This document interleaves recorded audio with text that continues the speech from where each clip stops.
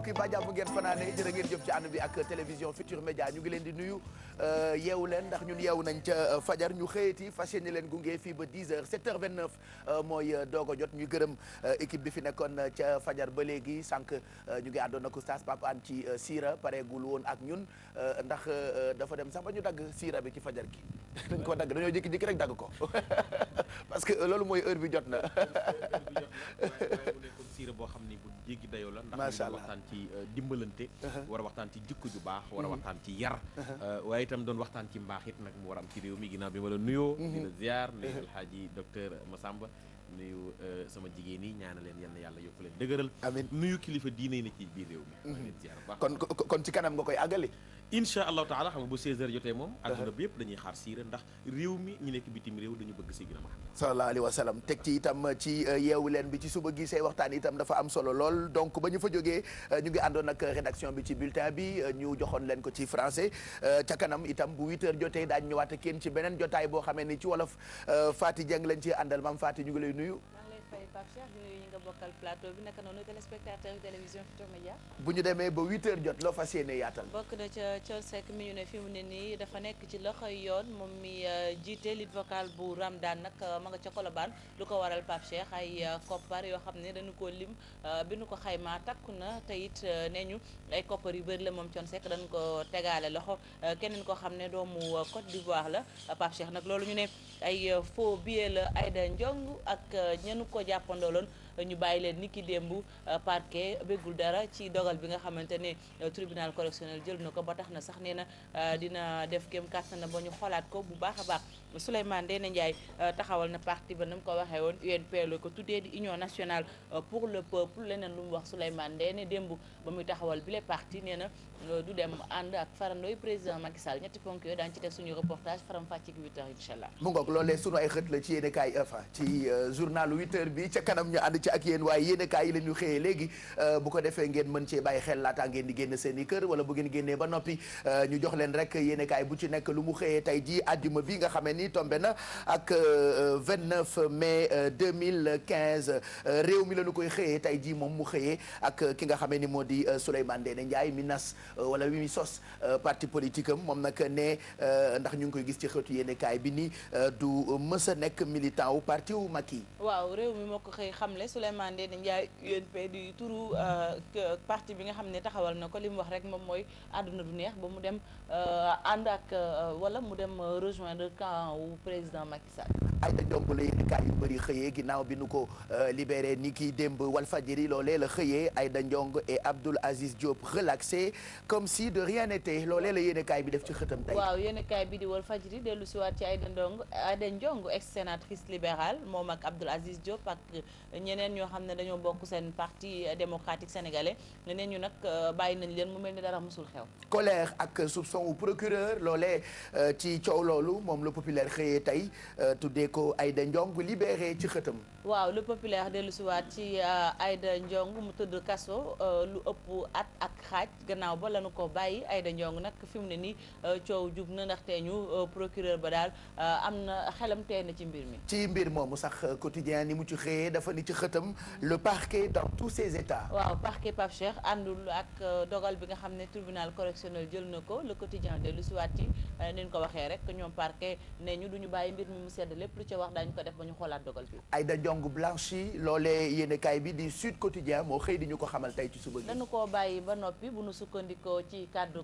ki koy layal maître Mbaye Jacques Ndiaye ay kopparam wala la ñu jëloon ci moom lépp moo xam takkaay la moo xam alal la lépp daañu ko delloowaat mu mel ne daal fi mu ne nii setal nañ ko ba mu set wecc ci Aïda Ndiong. yéenekaay bi di L'As un camouflé pour Macky la ko tuddee loolu la ñu gis ci xëtu yéenekaay bi. waaw yéenekaay bi di L'As dellu si waat ci mbir mi ñu gis nataalu soxna Aïda Ndiong mu nekk ci xët bu njëkk bu yéenekaay bi la ñu wax rek moom mooy maanaam camouflé lañ ko jàppee ci booru président Macky Sall. lu ëpp nag ci yéenekaay yi ci des ci coowal Thione Seck la ñu xëyee tey L'Observateur ci xëtam ñu ngi ci gis l'affaire Thione. waaw mbirum Thione Seck Pape Cheikh ni nga ko waxee ma nga ci loxoy yoon garde à vue lañ ko def moom lit bu lit vocal Ramdan.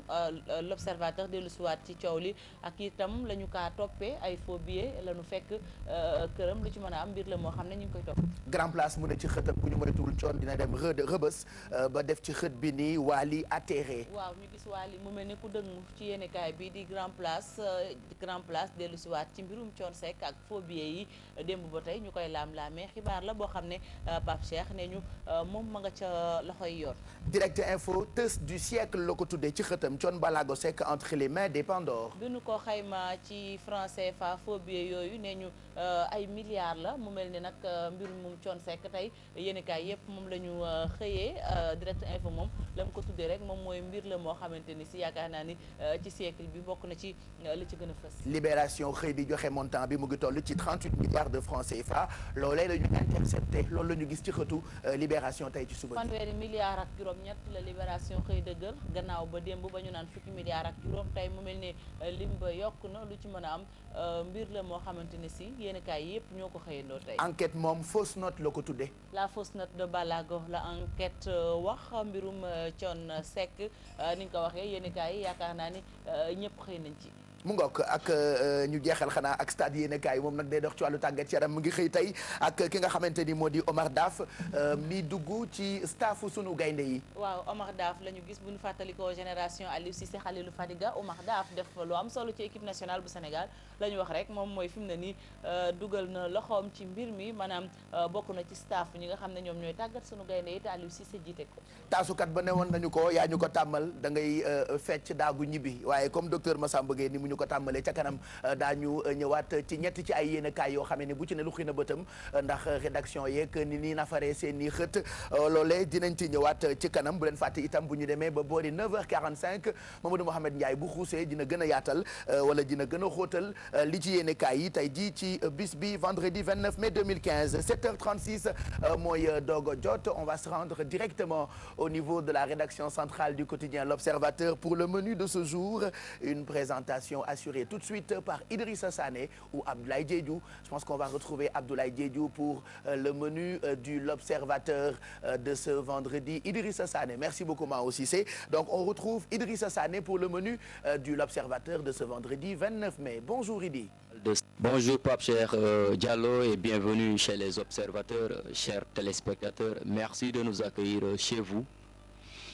Alors, à lire à la une principale de ce matin, l'affaire Thione Ballago Seck.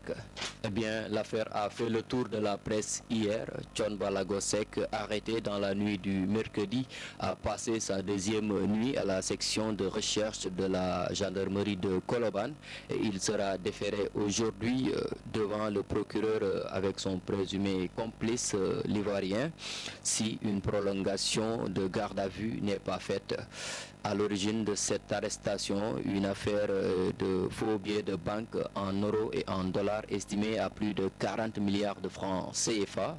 Le chanteur, lui, a été perdu par ses connexions avec l'Ivoirien et Thione Seck, qui s'est expliqué devant les enquêteurs, dit que cet argent, lui, a été payé pour des tournées qu'il devait effectuer en Europe.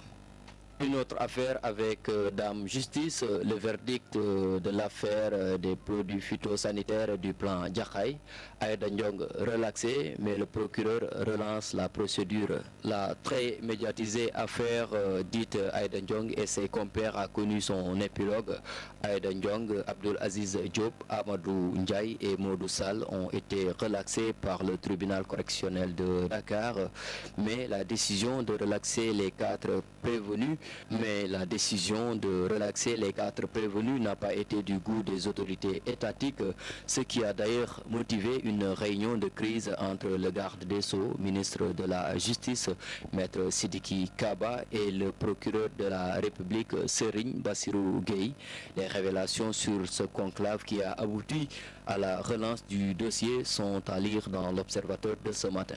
En sport, c'est la lutte qui s'invite à la une de l'Observateur et c'est Siteu, lutteur de l'écurie Langsar, qui apporte sa réplique à Zarco, son adversaire du 12 juin prochain, qu'il promet de faire taire par tous les moyens. C'était donc là le menu de l'Observateur de ce matin. Tous les détails de l'affaire Thione Ballago Seck, de l'affaire Aïda Ndiong, mais aussi de la lutte sont à lire dans l'Obs de ce matin. Bonne lecture à toutes et à tous. Merci et bonne journée, chers observateurs. Idrissa Sané, que nous retrouvons lundi matin certainement, toujours pour la présentation du menu de l'Observateur. El Hadj Mbaye Garmi dugg see nag c'est dommage que gisul leen ko mais def na dugg si bu riis léegi nii il faut nga duggaat waaw parce que. wàcc bi laa dul moom toog dama nagam. waaw Mbaye yéeg bi daa metti. dama nagam Mbaye dama nagam. sa dugg si rek Mbaye. waa xanaa ziar leen nag bu baax a baax ak bég ak am contentement. namoon lool ajuma ji. wallaay ajuma noonu dëgg dafa nekk bés boo xam ni mu selle noonu la ko gaaree xaari ci yeewu leen Baye Cheikh na biir jërëjëf Mbaye docteur Massamba Gueye moom dafa kontaan ci dugg si bi docteur yow itam ñu ngi lay nuyu bu baax kontaan na ci rek ci àndandoo ak yow ci suba gi ci àjjuma bi ci télé bi lee maa ngi lay nuyu Pape di wax nga dëgg di nuyu téléspectateurs yi di nuyu ñi liggéeyal xam nga suba teel vendredi dafa diis ndax bis la boo xam ne li ci nekk moo bëri surtout bu nekkee ci réewu jullit waaw mu nekk nag taseeg weekend une semaine a ngi ni presque réewu ma parce que dama yor malade hôpital macha allah waaw sama yaay moo xaw a ñaanal leen ko bu baax wallaahi mais bi muy dugg daanaka fàtte naa loolu wallaahi waaw parce que loolu dafa am solo nit bu nekkee ci yenn situation yi dafay baax nit koo xam ne dafay reeloo nit ñi waaw mais li may wax rek y a un rire intelligent et un rire baal leen ma ci wax ji tubaab a ko wax y a un rire intelligent et un rire idiot dafa am reetaan boo xam ne da nga koy teg ci technique nit ki ree jëlee ci xam-xam mu am nag reetaan boo xam ne da ngay bëgg nit ñi ree mais yow bu ñu ree ba pare dañ lay jéppi wasalaam tey li ma dégg man daal ba ajjuma yi dinaa bàyyee ñëw ndax tuutee ma teree doon dof léegi ñii ma entouré nii déjà li ma xam dafa bëri su ma ci bëggee boole li ma docteur di jàngal oustaz Papa di ma ko jàngal El Hadj Mbaye Garmi di ko wax Madoog Besel di ko wax ci yeewu leen bekk Alfi man de léegi ma doon dof te dëgg nag lu fees tuuru sama baa ngi bëgg a fees jërëjëf 7h41 mooy doog a jot en tout cas ñu ngi leen di ñaanal bëccëg bu neex ci télé bi le ngeen xëy ca fajar ba tey àndandoo ak ñun Fati ñu jàll ci xibaaru jaww ji tey ni démb ak bërki démb yeewooti nañu fii ci Ndakaaru ak lu toll ci 23 degré. 23 degré la Ndakaaru ak li ko wër yeewool waaye nag Pape Cheikh sedd bi moom ñu ngi koy am wala sax di gën a féex ñu ngi koy am ci diwaanu Ndar ak 21 degré 23 ca Podor 29 Matam 26 degré Linguère Diourbel 24 Kaolack 25 30 degré ca Tambacounda Ziguinchor 26 Kolda 27 et puis Kédougou 29. ci ngoon gi permis moom fii lañ koy gën a nemmeeku ci Ndakaaru ndax 27 degré la ñuy gonto bu ko weesoo tàngaay bi dina dem 30 degré jàpp 40 et quelques 34 ca Saint-Louis 42 ca Podor 42 43 ca Kolda ak Kédougou 43 degré mooy température maximale maanaam bi gën a mag Ziguinchor 40 43 ca Tambacounda itam Kaolack 40 Diourbel 41 degré 43 Linguère à 46 Matam 46 Pape Cheikh moom mooy finalement température bi gën a mag Podor 42 jëm ci pare yi pleine mer bu njëkk bi am nañ ko 6h10 bi ci topp ñu ngi koy xaar 18h20 tey nag benn marée basse la ñu am te ñu ngi koy xaar 12h05 géej gi dina yemamaay waxtu yi ci gën ngir dem nappi 9h52 la ba 11h52 et puis 22h12 ba 0h12 mu mel ni jant bi fenk na 6h39 dina so 19h35 46 degrés à l'ombre waxuma la sax tey mu duma wax xaali million mais ay ndox mu bëri ak ay clémentine ñoom ak bagage yu am ndox yi. ok à tout à l'heure. mu ngoog jërëjëf ñu ngi lay gërëm bu baax maam Fati bàyyi la rek nga daw ca ginnaaw waaye bul naan café gu am purit jëla sa kénkeelu ba bu tàng rek bu ko defee nga dellusiwaat ci kanam bu 8h jotee nga gën a joxeeti ay xibaar yoo xamee ni taataan nga ko ak rédaction bi pour jox ko sunu xarit ci nga xam ne ñoo xëy ca fajar ba tey àndandoo ak ñun ci télévision Futur Média ñu jàll léegi ci nu mu gënee gaaw rek ci waxtu julli yi ak waxtu mees yi pour sunu xarit yi fi mu tollu tembe xam nga coppite yi nag nag day am ci semaine bu jot defe naa oustaz Pape Anne parce que daanaka àjjuma bu jot bu ñu jullee ba noppi dañuy jox waxtu julli yu ci ay semaine. waaw dañu koy jox ndax weer wi ak jant bi yàlla na ne du ñu daje mukk. ok waaw du ñu daje mukk waaye noonu muy wëlbatikoo tisbaar moom fa ñu ko jàppoon dafay nekk ba tey ci réew mi. waaye am na tisbaar nag fi mu toll nii bu njëkk.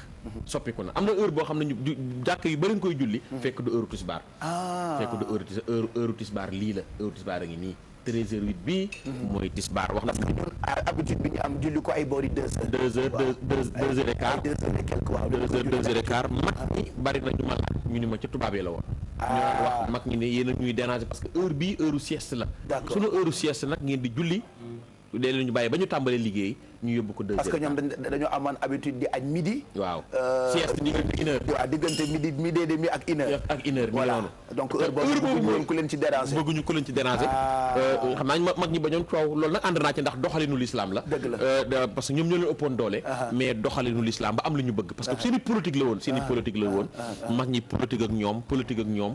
seen yitte bëggoon a fay l'islam mais politique nañ ak ñoom ba l'islam bi jëm kanam. d'accord kon fi waxtu julli toll mbokk yi ñu xool ko léegi nii ci ndimbalu Mao Cissé mi ci machine gi gis ngeen ko suba si mu ngi toll ci 5h21 tisbaar mu ngi toll ci 13h08 takkusaan mu ngi toll ci 16h30 timis mu ngi toll ci bis bi ci 19h40 gée mu ngi toll ci 20h49 kon suba si ñu ngi koy julli 5h21 tisbaar 1h08 takkusaan ñu ngi koy julli 4h30 timis ñu ngi koy julli 7h40 ci ngoon gée ñu ngi koy julli 8h40 ci 49 ci guddi gi pour suñu mbokku chrétien yi ci jàngu yeeg seeni prière rek ñoom seen ñu jàll ci waxtu wi ci église yi bu dee cathédrale am na messe ci suba gi bi 7h jotee ak ngoon gi 18h30 martyr de l'Ouganda am na messe ci fajar gi ci 6h30 ak ngoon gi 18h30 église bu Saint-Joseph am na itam 18h30 loolee pour suñu mbokku chrétien yi la. 7h46 mooy doog a jot ñu jàll ci taux de change bi itam yitteel na El Hadj Mbaye Garmi fu xaalis bi toll CFA beeg yeneen koppar yi fu CFA toll ak euro. xanaa jiir ñi ñoom fu ñu ne nag mbay Massamba man nag maa ngi bëgg a waaru nag da nga naan toog ba mu yàgg sax mbay. wala papa wala yow yaa ngi kii. kon yow ci absenté papa man de waaru naa nag mbay. jóge Paris suba di mu bëgg absenté tey. loolu mënul nekk de. ba toogal na. kon ñu wan leen. affaire change xaalis bi la ñuy wax. wala waxuñu loolu. mais man daal maa ngi ñaan su may tagg yonent bi ñooñu di ma jox xaalis. di ma jox xaalis yu baax. waaw ndax bi ma ñibbisee dem ci banque bi di denc sama xaalis. waaw dañ ma génneel ay faux billets. waaw jamono waa banque bi may versé. indi samay euro. yu ñu ma doon jox yi may tagg yonent bi. ñu génnal ma ne ma yi ay faux billets la. oh là là loolu il faut faire très attention. loolu nag dafa jar mais nag Pape Cheikh loolu léegi dafa bari. dal na ma ca Paris ma dugg ci benn foo xam ne fii tubaarkàlla ñuy def suñu yëfi jëwal. maa xalla mbay. soriwul woon nag Pape mooy mu am ku ma tàllal 50 euros. xam nga géwél bu yàgg tee xaalis. di nga miin xaalis. waaw boobu bi ma ko dajee rek xam naa ne bii bokk dama ko ber. parce que bëgguma def bari. déedéet dama ko ber waaw boobu indaale naa ko waaye dama ko làq sax. yow nag da nga ñu foo biyee ca banque ba.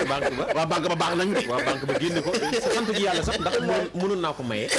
mënoon na gën a ñaaw mënoon naa ko maye. wallaay mënoon naa dem feneen di ko wecc ci mais banque yi dañu yor machine boo xam ne dañuy génne faux billets yi moo tax ma préféré dem yóbbu ko foofu ñu génne faux billets yi ma ber ko waaw voilà kon ñu won leen fu CFA bi toll ak yeneen xaalisu yeneen dëkk yi bu dee $1 américain mu ngi toll ci 599,485 francs CFA seen dërëm bu dee 1 euro mu ngi toll ci 655,957 francs CFA bu dee 1 livre sterling mu ngi toll ci 916,283 francs CFA bu dee 1 yuan chinois xaalisu Chine bi mu ngi toll ci 96,6432 francs CFA donc foofu la CFA bi toll boo ko dee natt ci digganteem ak yeneen koppar yi yeneen dëkk yi loolee ñu jox leen ko xam naa nag coppite yi itam dafay dem ci bis bi ci waxtu bu ne waaye fi mu tollu tembe daal foofee le franc CFA bi toll ak ñoom euro ak ñoom livre ak ñoom xaalis yu mag yooyu nga xamee ni seen dërëm rek daanaka day ëpp suñu téeméer mu ngoog loolu nag lu yàlla dogal la rek ñu santee ko yàlla. waaw yàlla bind te yamalewul. voilà mu bind te yamalewul déjà. demee seen réew yi ñëw suñu réew mi xam nga. waaw ñun ñoo dugg ci seen mbir. waaw ñun ñoo dugg ci seen mbir. ndax ñun amuñu woon xaalis. lu ñu amoon. dañoo amoon nañ xaalis bu njëkk boo xam ne. xor yii la woon. waaw moom lañ ay xor. moom lañ daan jël nga dajale ko ba mu bëri. boo soxlaa dara nga dem joxe ko. ñu jox la. mujj ñu toll ci jamono yu weccoo. loolu moom moo indi géwal tëgg. boo bëggee dàll nga dem ci wuude bi mu defar la dàll. yow tëgg bi nga jox ko ay illeer. bu ko defee mu dem ca maabo bu mu jox ko ay mbubb mu sol. loolu lañ tuddee woon troc. ñuy weccoo. ñu dem ba jamono ñëw nag tubaab moom tëgg xaalis. xam nga pap bàyyiwuñ ci xel waaye dara gënta nekk loo xam ne lu wax yëfi naxa sa xëndëng la. lu dul jël aw këyit dagg ko couleur que ne nii la tudd nii la toll rek mu toll.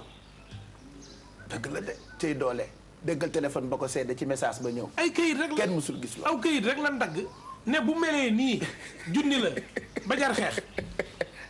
këyit woowa tey bu président yi jëloon décret ne dootu ko ana téeméer yi fi newoon.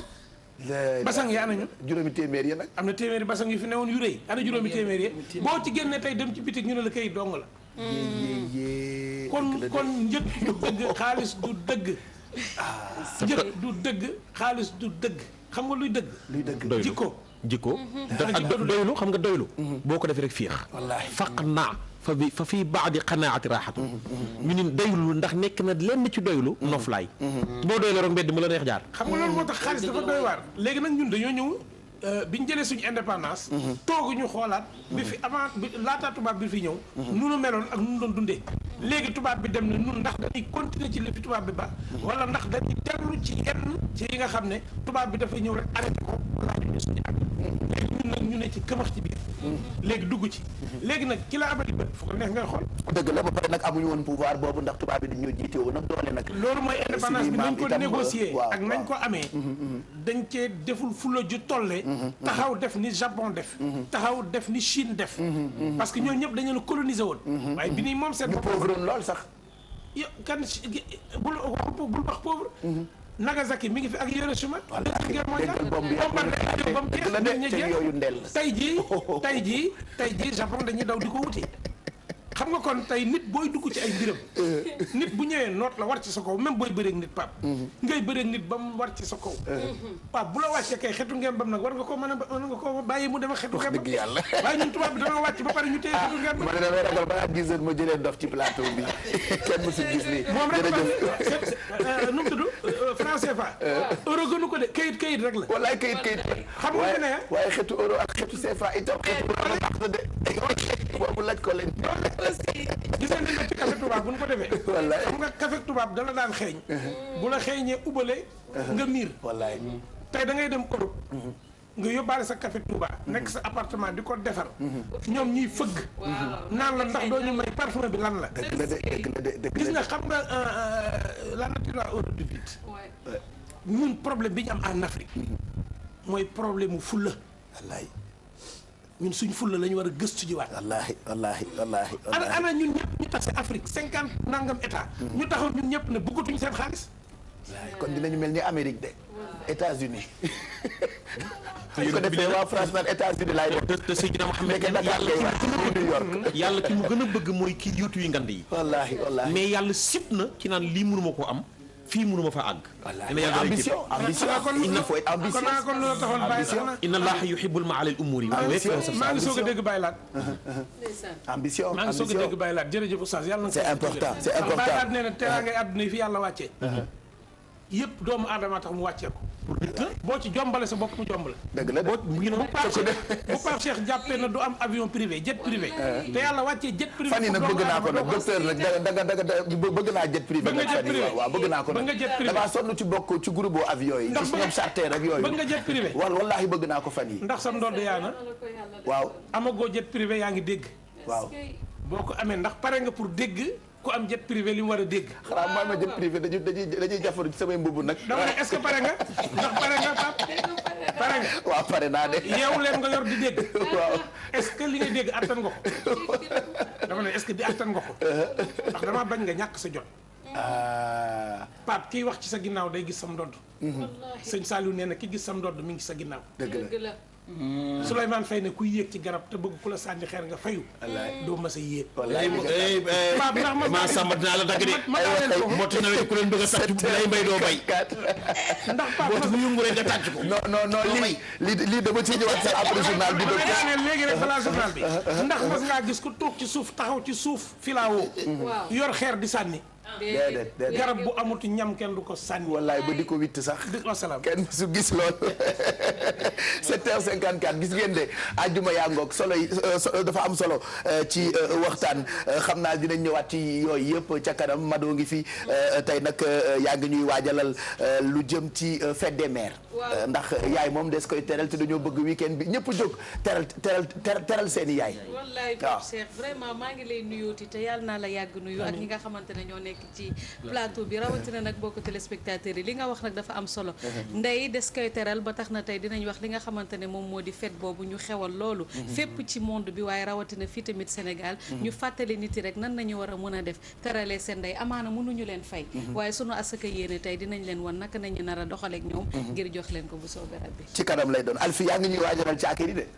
waaw Pape Cheikh mais pas n'importe quel càkkri avec des beurre Sofia ñi ñuy àndal Pape Cheikh toujours dañuy innover moo tax tey ñu andi càkkri aux fruits parce que fruits yi dina baax ci sunu ay consommation Pape Cheikh ginnaaw semaine bi defaruñu salade rek ñu andi fruits yi ci kanam defar càkkri aux salade lay fruits nekk quoi. tout à fait allez ñu jàll ci yeewu gym comme àjjuma bu jot ak Fama mu ngi jógee ndax madame fitness bonjour Fama. naka suba si qu'est-ce que tu nous proposes tout de suite. tey gym simple comme tey journée maman yi lañ koy kii. boobaa ñu def rek tuuti gym rek. gym de base lañ koy def. parce que ñu ngi jëm ci week-end quoi. voilà Aïcha. allez musique. on va d'abord c'est parti souffler, top. alors.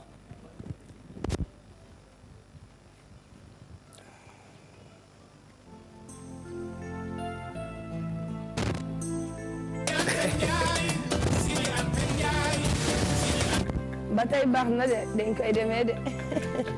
ndeysaan moom dafa riis.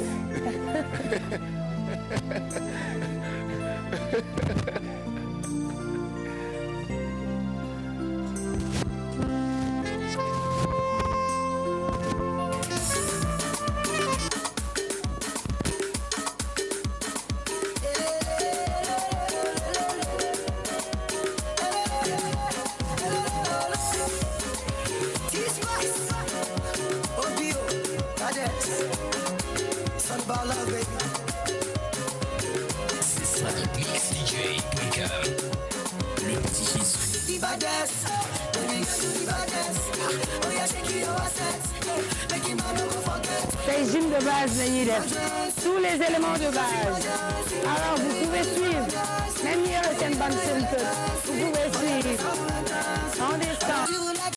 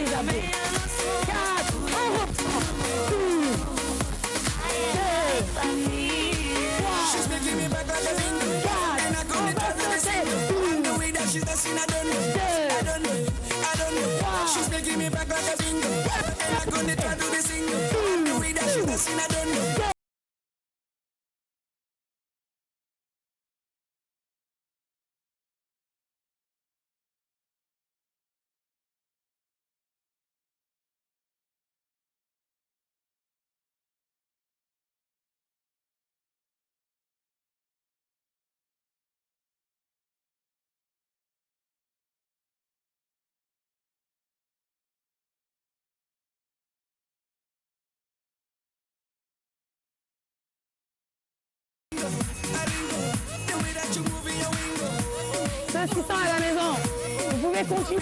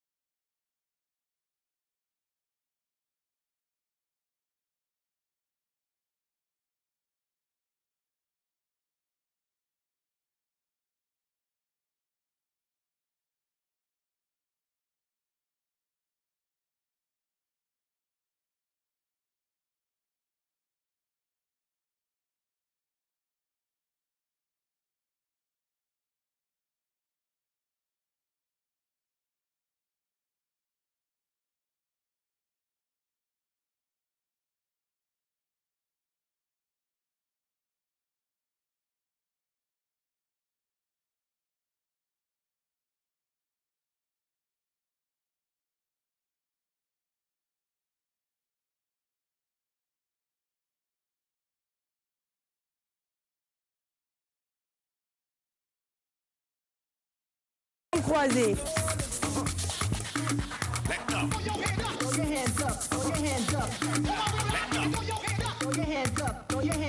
On revient. Allez, on change.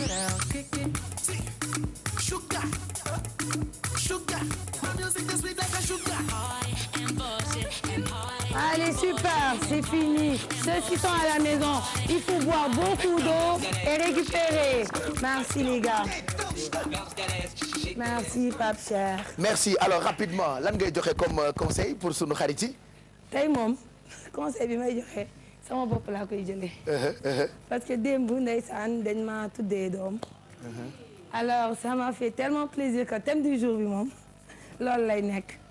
donc tuddee doom. waaw dañ ma tuddee yu Pape Cheikh tuddee nañ la doom ñaata turandoo nga am. ndeysaan tey Fama xaw ma day sport xaw ma day quête de popularité am naa juróom benn turandoo Fama. ñaar nga ma rawee incha allah ñaar nga ma rawee te dinaa ruppi incha allah donc ñoom oustaz Anne professeur ñoom Modou Mbaye Gane ñoom ñëpp daal ñaanal leen àddina bi yëpp ñaanal leen sama turandoo yi incha allah ñu nekk ay mag am njaboot bu barke moom mu leen a muur. amin voilà Merci donc ñu ngi nuyu Fama yu ndaw yooyu mu ngeen fekk Fama ak ñi mu àndal Rahma Damba fitness merci pour exercice yi nga ñu jox léegi ñu jàll ci jotaayu xibaaru suba gi buñ ca noppee ñëw àggali yeewu leen bi tey nag ñu ngi jëm 10h ci télévision Futur Média Fati Dieng boo noppee enchaîner wala nga attaqué.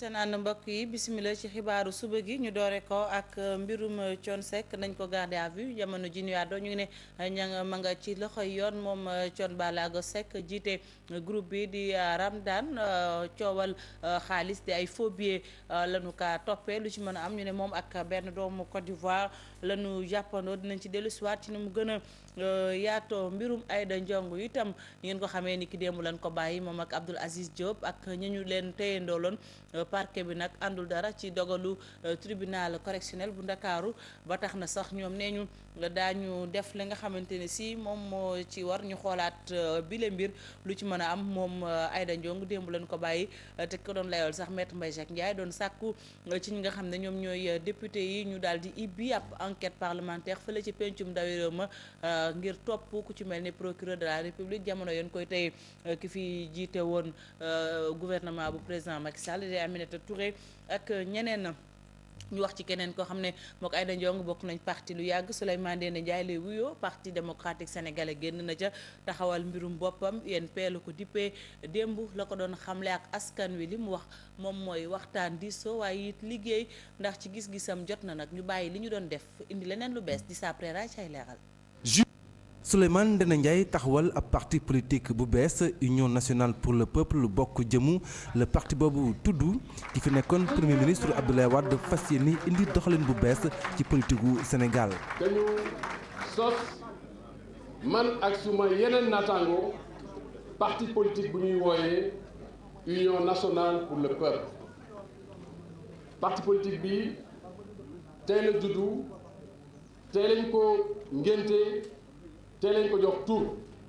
Souleymane Ndéné Ndiaye mel ni ko xam bu baax ne parti bu bees bi ngir mu sori dina métti lool secrétaire général UNP di ñaax ay militants am ci courage ak ci taxawee ay xalaat tey bañ a xasante ak saagante ni ko parti politique yu bare di defee fii ci réew mi. ñu ne mën nañoo tëral lu bees ñu gëm ne saa yu ñu waxee ne heure sangam la mën nañu fexe ba Sénégalais yi topp heure booba respecter heure bi.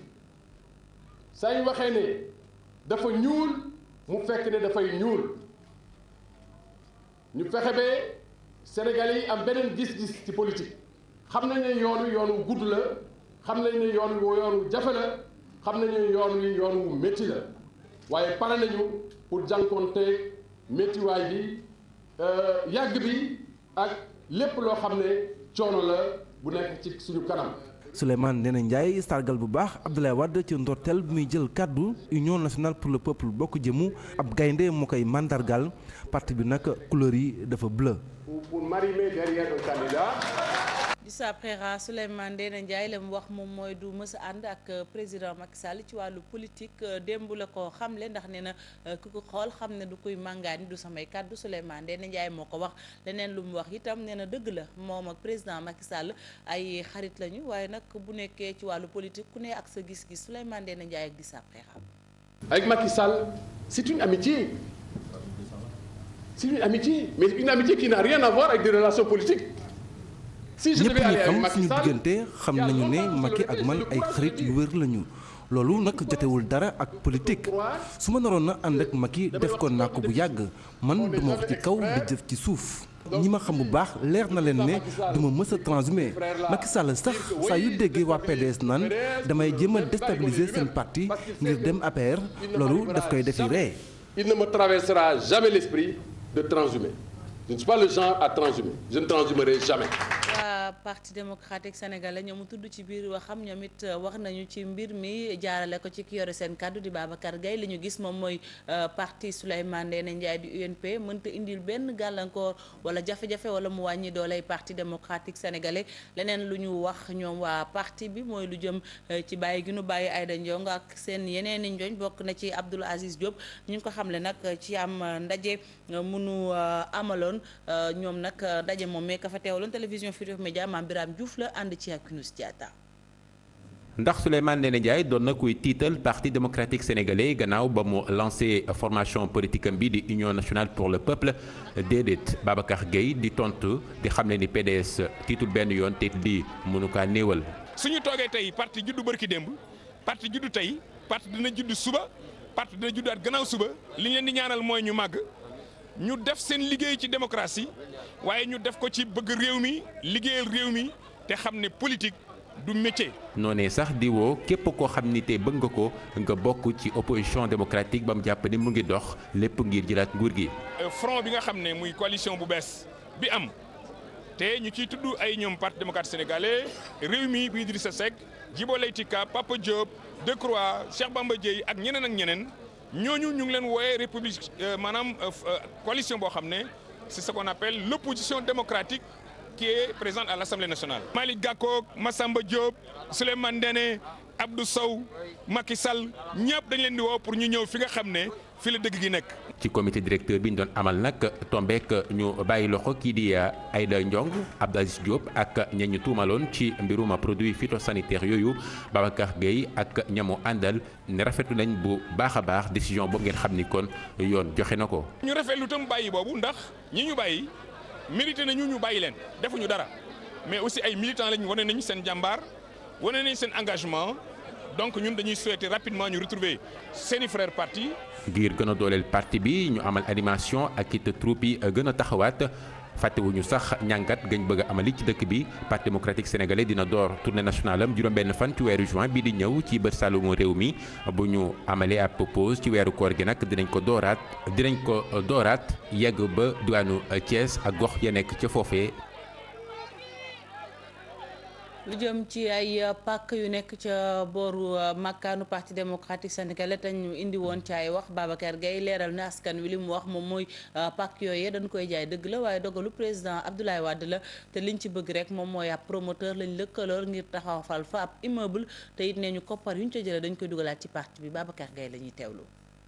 suuf bi nga xam ne moo dëkk nekk PDS fi permanence bi nekk tey suufam la moo ko moomoon ñetti pàcc la ko defoon. benn bi mu tabax ci permanence bi beneen bi mu naroon ci tabax amphithéâtre beneen bi ci des amagu ci doon lu mu ci day def fi permanence bi nekk nag moom décidé na bàyyee ko parti démocratique sénégalais comme jàpp nañ ne ñun dañu war a am ëllëg lu ñuy dundal maanaam koom te bëgguñ ko jëlee lu dul suñu alal wala loo xam ne dañ koy cotiser dañ koy jëriñoo def ci ay immeuble en partenariat ak investisseur bu ko defee muy jur dara ñu ciy mën a dundal parti bi di ci préparer ay élections parce que ñëpp xam nañ ne wote dafa coûter cher. te PDS bëgg na dem ci élection yii ak moyens yu takku pour mën koo gagner ci ni mu gën a gaawee.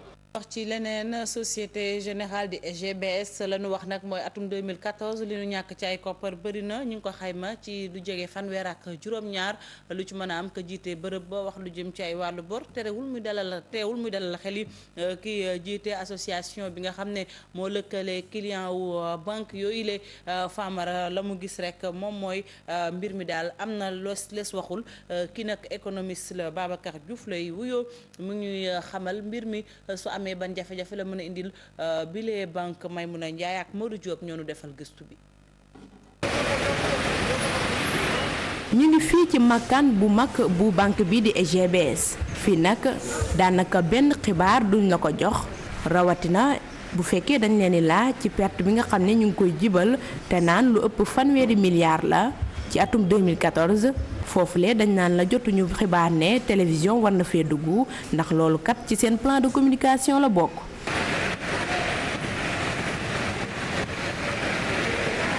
wante lan moo war a indi perte bu ni toll ci banque bu mel nii. am na ay jamono yu weesu at yi la déggoon nañ fi ay werante yu amoon ci biir kër gi te comme nee nañ nit ki ci kóolute la ñuy gën a liggéey seen doole fa la nekk ak ci ni nit ñi gisee entreprise bi bu problème yu mel noonu amee jombul mun na tax mu am ñu génn waaye mun na tam nekk ay pexe yoo xam ne dañ ko lal te meññagul feeñagul maanaam ay innovation yu ñu def te feeñagul wala mun na nekk ay placement yu baaxul wala nga lebal ay nit te fay ba ñëwagul ni mu waree. direction bu EGBS am na leneen lu mu jubal ne bokk na ci li nga xam ni moo tax perte boobu daal di am maanaam sàmmonteeg ak li nga xam ni moom la BCEAO tëral économiste bi ne foofu àndul ak ñoom. BCEAO bu jóg rek jël ay décision ne pour benn banque comme moom ak ay nawleem ñoo fa ne. am na ay décisions yoo xam ne bu ko BCEAO jëlee lal ko ci wàllu secteur bi dama gëm ne secteur ba du nekk bu boobaa ñoom rek ñooy jàmbat waaye ñeneen tam dinañ ci am problème. ki boot kuréel gi ëmb client société yu banque yi moom teg ci ne perte boobu tudd perte kese la. dafa rëy dafa jéggi dayoo te xel nangu ko. 2014 bi 20 mai gis nañ benn chef d'agence boo xam ne Anne Maris la ne mu monté ay dossiers yoo xam ne tegu ko ci yoon clients yi yëguñu ko. quelque chose comme 144 clients yoo xam ne dañ leen a montel ay dossiers fictifs dossiers yoo xam ne tegul ci yoon ay dossiers yu toll ci 158 dossiers yoo xam ne ñoom yëguñu ko ñu montel leen xaalis bi ñu xayma ko mu toll ci 457 millions. état bi ak banque centrale dañoo war a def benn audit càmbar mbir moomu leeral ko parce que mbir mi dafa jéggi dayoo. EGBS ndax dina gaaw a jugaat ci perte bu nu mel ndax dina dem ba gën a fidéliser ay clientam loole lépp di ay laaj yu sampu. Maimouna Ndiaye ñu lay sant di la gërëm yéen tamit naka noonu ci seen safa kóolute dig daje benn waxtu ci seen yeneen jotaayu xibaar bàyyi leen ak Pape Cheikh Diallo ci seen matinal yeewu leen jaa ngeen jëf ñu yendu jàmm.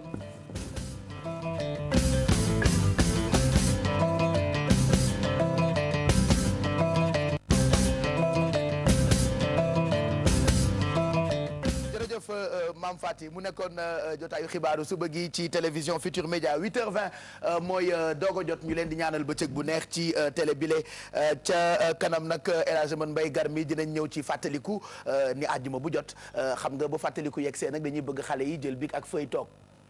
ah bu ñu ko defu rek def erreur Baye Cheikh. xam nga ne nga xale yi dañu war di wax ak mag ñi nag. waaw parce que xam nga mag ñi. ñu fi bàyyi dafa am solo. te tey comme ñu ngi dëgmal fête des mères. ma indi nag ndey ju baax. boo xam ne bii li mu jëf ci lu baax. su ci xale yu royee. mën nañu am lu baax muy ajatu ndeyante jëng. Fatou Bass Mbengue bu Fatou Bass Mbengue. wallaay nga xam ne nii dëgg-dëgg bi nu ko ñàkkee ci la ñu doon xam ci nu ñàkk kan la. li ko daal jigéen daal ci biir këram. mën a doon sax wàlliwute kenn du ko xam. wallaahi wallaahi wallaahi. moo tax jigéen ñi ñu indi ko tey. ci fête des mères. bégale ko nag sunu bàyyi baax bu di Mamadou Mansour. ndax moom bégal ku ko bégal réew mi nga bégal. defe naa bu ñu ko junjee tuuti rek pour xale yi nga xamante ni ñoo xamul Ndeyante Dieng. ban lien la amoon nag suñu papa El Hadj Mansour Mbaye. xam nga Baye Cheikh boo amee kilifa goo xam ne gii réew mi yëpp ñoo ko soxla. da nga koy jàmmal. jërëjëf. da nga koy jàmmal. féexal ko. ndax xam nga ne kii bu àddina bi yépp la. kooku dëgg-dëgg loo ko mayul rek ci sa ci péex. mën na répété ko ci dundam. kon moom la ñuy waxtaane ca kanam moom la ñu waxtaane tey. moom la ñu dénkoon donc sunu papa Mansour Mbaye pour ñu ko xamul bu ko defee ngeen bàyyi ci xel ndax ñu ngi jëm ci fête des mères di bis boo xamee ni dañ ciy sargal jigéen moo tax tey El Hadj Mbaye Garmi jël exemple ci jigéen ju baax jooju di yaay ju baax itam loolee ca kanam lay doon ak yeneen i mbir yoo xamante ni jagleel nañu leen ko bu leen fàtte itam ni mën ngeen a dugg ci émission bi ndax ibbi nañu téléphone yi ca fajar ba tey ak fu ngeen mënti nekk ci réew mi ak te biti réew ngeen ngeen woote li ñuy def nag léegi rek mooy jàll ci gox yeeg gox-goxaan yi ni ñu koy defee fu ñu journalé ba noppi tey nag dañuy dem Ziguinchor bu ñu fa demee nag fekk fa kii di Boubacar Diassi mooy suñu correspondant permanent foofu ca Ziguinchor Boubacar Diassi ñu ngi lay nuyu. maa ngi lay fay Pape Cheikh. mbaa jàmm nga fanaane. sant suñu borom bu baax a baax. nu ngeen yeewoo tey foofu ca Ziguinchor tàngam féex. waaw commencé na tàng de xam nga nawet moom Ziguinchor dafay faral di tàng. waaw ba pare taw bi nawet bi période bii lay commencé xeeñ. pardon. allo. allo. waaw ma ni nawet bi période bii lay commencé xeeñ. waaw dafa xaw a tardé sax ren parce que léeg-léeg ay le 5 6 7 daal jàpp 8 9 lay commencé mai. mais ren daal bon vraiment benn taw moo taw te taw bu tuuti la mais ba léegi daal ñëw si après. d'accord ñu ngi koy xaar bu loolu weesoo lu ñu mën a jàpp ci ay xibaar foofu ca Ziguinchor. voilà li ñu mën a jàpp Pape Cheikh ci xibaar ñetti poñ la ñëpp xam nañ ko ni université Assane bu Ziguinchor dafa nekkoon ci grève lu mat juróom-ñaari fukki fan. Parce que dañu commencé seen grève bi le 23 mars bi ñu génn yàlla dafa dogal ñu am ci ay problèmes yu bari ñëpp jóg nañu médiateurs yi jóg nañu parents d'élèves yi jóg nañu ba ci seen yaay yi sax ay yaayu étudiants yi ngeen soog laa ko sauvé gis pour la première fois ay yaayu étudiants jóg def point de presse ne dañu bëgg seen doom dellu école université yàlla dogal nag ñu dégg seen yaay yi dégg ñëpp ñi nga xamante ne daal dañ ci taxaw ba dem rencontré ministre bi ñu far yéene bu soobee yàlla samedi bii maanaam suba def benn assemblée générale mooy dernière assemblée générale ngir lever seen mot d'ordre te le premier incha allah ñu commencé jàng kon comme ni ñu ko fàttale ko def nañu 70 jours de grève boo xaymaa conséquence bi benn conséquence la mooy dootuñu mën def ñaari examen parce que normalement dañu naroon def examen fin juillet ak examen de rattrapage octobre mais malheureusement que dootuñu ko mun def loolu mooy li ñuy wax session unique. ñu jógee ci université bi jëm ci li nga xamante ne moom mooy eaux et forêts xam nañ nit ni l'armée jàppoon na fi semaine bii ñu weesu quantité bu bari ci bant ak juróom-benni oto bokk ci sa ay oto yu bees tax ñaari oto yu bees tax yi nga xamante ne ni ñu ko waxee journaliste yi ni ñooñu dañ ko jënd spécialement investir ko pour dagg bant ci région yi nekk ci bët saalum réew mi ngir yóbbu ko ñoo xam fu ñu koy yóbbu loolu tax na ba ki nga xamante ne moom mooy colonel Baydi Ba di directeur des eaux et forêts officiellement directeur des eaux et forêts chasse et conservation des sols la ñu koy tuddee donc mu def déplacement spécial pour ñëw Casamance fii féliciter l'armée féliciter nit ñi nga xamante ni ñoo ko fi toogal mais def na it annonce yu am solo parce que dafa ne chef de l'État dafa jël décision léegi bu soobee yàlla sa image bi nañ ñëw pour journal 13h ak 19h30 bi dafa jël dogal bu am solo ne léegi dafay recruter li mat 250 agents service eaux et forêts ngir vraiment dooleel service eaux et forêts yi nga xamante ne dafa manqué effectif mais du ci yem dina ko équipement bu xaw a doy bu doy sëkk pour que vraiment ñu mun taxaw ci xeexu ñi dagg ni bant bi di ko yóbbu di ko exporter mais du ci yem nag xam nga eaux et forêts ci liggéeyam ñun dañu leen di faral di gis ak ay armes mais nee na chef de l'État jël na décision ne léegi daf leen di armée it vraiment comme ça bu ñu demee ci àll pour xeex lu ni mel ñu mën ci am ndam ñetteel fan bi ci fa la ñuy daadoolee suñu kaddu bu soobee yàlla mooy dafa am benn caravane médecin yu bu jógee Dakar médecin yooyu nag seen liggéey ñoom seen spécialité mooy liggéey li nga xam mooy faj li nga xamante ne moom mooy épilepsie ñi koy naan daanu rab mais science bi démontré na ni am na du yëpp du rab mooy daaneel yëpp mais nit ñi ay malade la donc fànn woowu nag la ay médecin jóge Dakar ñëw naan dañuy toog fii ñoo nañ depuis barki dëmb nekk fii dëmb ak tey ba suba ñoom nag dañuy def ay consultation gratuite ci hôpital régional ak hôpital de la Paix bu Ziguinchor joxe ay conférence expliquer xale yi lan mooy feebaru daanu rab ñu koy naan épilepsie ak sax nelaw ci nelawee ak liñ fu muy jaar di gént lu mel noonu daal la ñuy expliqué en tout cas lépp li nga xamante ne daal mu ngi aajo ci xel ak xalaat ñoom ñooy seen loolu mooy seen spécialité donc Pape Cheikh la ñu mën jàpp comme information ci waa kay jërëjëf Boubacar Diassi pourtant tere woon naa leen ngeen di guddal sax waaye comme da ngaa guddal tey amul solo dañu lay bàyyi nga daw ndax yow cote rédaction nga foofu ca Ziguinchor ca kanam nga ni ma ne maa ngi jégalu bu baax a baax. déedéet garaawul tey dafa gudd rek amul problème tey da ngaa gudd la rek amul problème dama lay bàyyi nga daw. jama xewal. voilà merci beaucoup Boubacar ñu ngi nuyu bu baax sunu xarit ci xëyee tey foofu ca Ziguinchor loolee di nga ko gën a yaatal ci RFM ci rajo bi ak it ci suñu site internet bi di www.gfm.sn ba léegi rek dañuy desandi ak actualité beeg ni nu xëyee tey tànn ni àddima bu jot ñett ci ay yéenekaay yoo xamee ne bu ci nekk xëttam attiré na attention docteur Massamba Gueye El Hadj yaa ngi reede damay ragal a dof balaa 10 heures de tey waaw léeg-léeg ma xool benn caméraman dóor ko rek lay bëgg. waaw daf may dal waaw day dal dafa am lu ma def. am na ci Moustapha Mbacke bii moom ci la ñuy waate. dafa am koo xam ne nag dafa am koo xam ne gis nga saa ñu tàmbalee waat. dafa am koo xamante ni tey laa ko dig ay dóor man. tey dóor bu ko def bay laa yóbbi. déedéet. waaw. dans quelques instants ci kanam tuuti. donc fi xaw naa koo toj démb. tey lay raw. tey laa koy mot yi toj yi tey yi lay raw.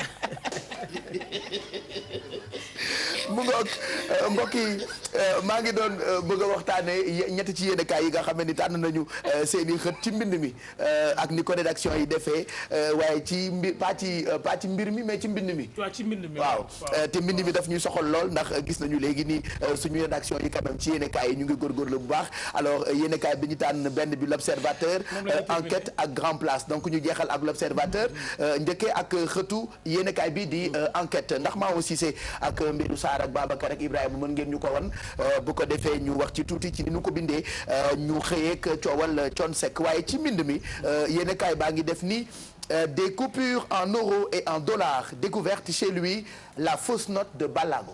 voilà donc bii lu tax mu attiré sama attention. ci mbindin mi la. li may wax ne Thione yàlla na ko yàlla dimbali. ba mu génn ci amiin ndax suñu ku baax la suñu xarit la. nit ku baax la donc mais li ma intéressé mooy ni ñu ko bindee. donc boo xoolee dañ bind la fausse note. fausse note boo ko déggee ñu ngi ci domaine musique. te Thione ñëpp xam nañ ni ci musique lay yëngatoo. mais ci musique tuddul Thione Seck Balago la tudd. donc ñoom musicien bi la ñuy waxal. mais pour def seen titre dañu dellu ci li nga xam ne musicien bu ko def cuune nga. lan la musicien di def muy cuune. mooy fausse note. d'accord mais lan lañ koy jiiñ mooy fausse monnaie. léegi au lieu ñu def la fausse monnaie ñu ne la fausse note mais waxuñu Thione de mais de Balago. donc titre bi ak coow li dafa dem ba nu ko riimee mu dem ci métier am. ci métier am la parce que liñ ñu wax ci information mooy que contrat la bu mu doon signé. ñoom ñu bañ a dugal nit ki. ñu indi musicien bi.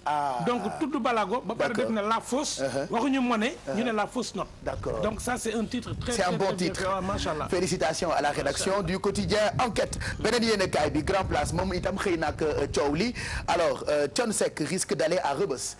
moo fàttaliwaat ne du mbir mi moo ñu intéressé mais ni ñu ko titré ñu def ni Wally atterré. waaw kan lañ tudd. Thione. waaye kan lañ titré. Wally. lu ci Wally. doomam la. lu ci yoonam. yoonam newu ci de. demal. nan fa tooñ. donc lii daanaka titre tooñ la. titre parce que atterré parce que tudd nga Wally te Wally yoonam newu ci. léegi nga ne atterré mooy dem na suuf. ndax atterré mooy koo xam ne. dañ koo yëkkati ba ca kaw dóor ci suuf. mais ci français aussi atterré mooy ki nga xam ne dafa jot information wala dara. mu laal sentiment laal ko ba mënatu la nekk. ay d'accord. mais tey titre Wally. est-ce que gën a jaay que titre Thione. d'accord. waaye nañu bàyyi. la sœur de Pape Cheikh. le frère de. waaw nan tudd ka def. mais yow boo siiwee rek léegi bu ñuy titré. yow la ñuy jël laxas la ci. te yàlla xam na ne lu laal Thione laal Wally. waaye titre bi Thione la war a concerner. d'accord pas Wally quand même. pas Wally voilà donc jarul woon ñuy def Wally atterré loolu moo attiré attention docteur Massamba Gueye on finit ak l'Observateur sunu bos ñoom ci seen xët tey ñu ngi bind interpellation du leader du Ramadan par la section de recherche l'affaire Thione la ñu ko tuddee. l'affaire Thione ak point d'exclamation. tribunal bi bu ñuy wax dañ ne l'affaire Thione bu ñu ko waxee rek. mooy loolu la ñuy juger. mais baatu affaire boobu. bu ñu ko daan dégg généralement. day nekk lu politique. parce que ñaar yi ci gën a siiw. mooy l'affaire Dreyfus. nga xam ne 1894. 1898 la. nga xam ne Dreyfus dañ ko jël accusé ko à tort ci loo xam ne politique la. ba ci la Émile Zola bindoon texam bu fort boobu.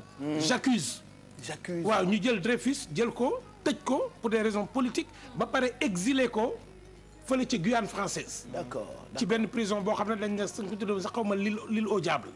dem tëj ko foofu. ñu intellectuel bi mobilisé wu. mu nekk une affaire nationale. nga xam ne ñëpp lañ ci jóg taxaw di marche ci mbedd mi pour mu am loolu mooy une affaire. bu ñu ko tuddee en titre ou bien en histoire. beneen bi mooy l'affaire Kala. l'affaire Kala boobu moom ci diggante protestants yi la woon ak catholique yi. d'accord nga xam ne xeex bu métti la woon. boobu nag moom Voltaire boo jógoon taxaw.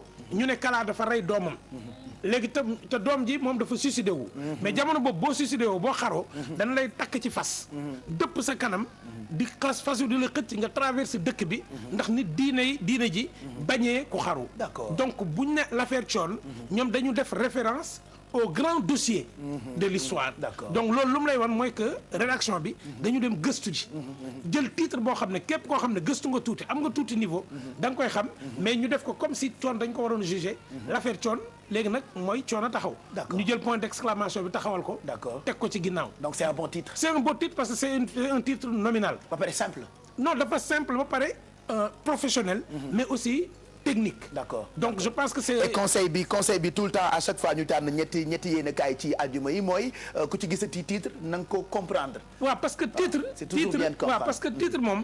moo romb ci néeg dégg wax la. wallaay. xam nga boo rombee ci néeg dégg Pape Cheikh naan du ma ne la dama laa bañ. du ma ne la dama laa bañ.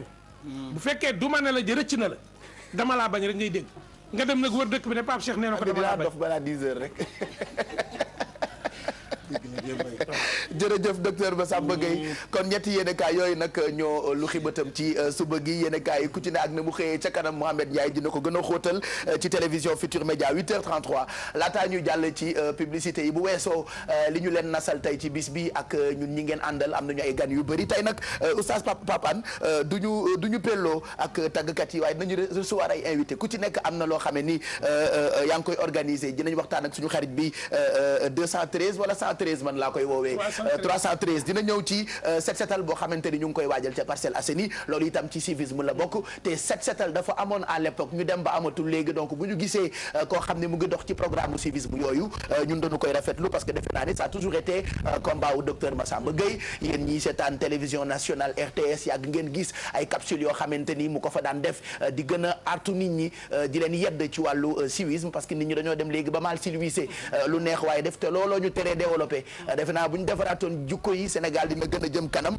du jar sax ñuy kaas Sénégal avancé wul wala avancé na donc li ko teree avancé mooy mal civilisé gi ñu nekkee ñun sénégalais yi bu weesoo loolu daañu recevoir itam ay jigéen yoo xam ne ñu ngi organiser ay conférence bokk na ci ñoom Binta Diallo moom nag fii la bokk ñoom ñi ngi préparé ay conférence yu jëm ci waajtaayu aju Makka ren bi daañu recevoir itam waa Cofamus ñooñu itam ay jigéenu El Hadj Mbaye Garmi ak ñoom Adja Aram Abibou Thiam ak jigéen yu baax yooyu nga xam ne ni ku ci nekk am na loo xam ne ni fonk nga ko teg ko ci wàllu diine ndax seen mbir mi tey la donc dinañ ñëw ci plateau bi pour waxtaane yooyu yëpp ñu bàyyi leen ngeen seetaan publicité yi bu ko defee juste après ñu ñëw àggali yeewu leen bi tey ndax ñu ngi jëm ak yéen 10 heures